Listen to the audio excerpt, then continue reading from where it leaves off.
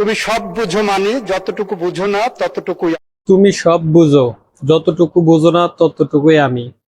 আইনমন্ত্রীর এই বক্তব্যটি, এই কবিতাটি আমার কাছে অনেক অনেক অনেক অনেক অনেক ভালো লেগেছে। আপনার কাছে কেমন লেগেছে অবশ্যই ভিডিওটিতে কমেন্ট করে জানাবেন দর্শক।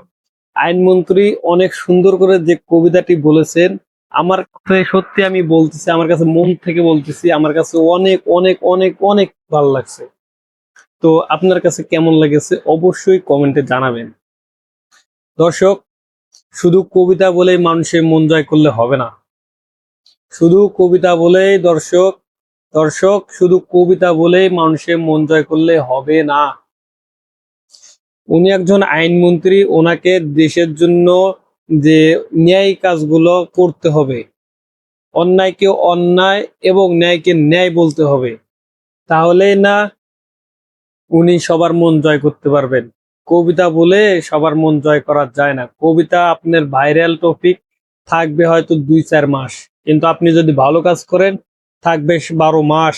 আপনি মৃত্যুর পরেও আপনার এই নাম থাকবে। দর্শক, আমরা চাই আইনমন্ত্রী যেভাবে সুন্দরভাবে কবিতা বলেছেন, এইভাবে যেন সুন্দর করে দেশের জন্য সে কাজ করে এবং মানুষের মনে জায়গা করে নেয়। দর্শক, আপনারা কি বলেন কমেন্টে জানাবেন।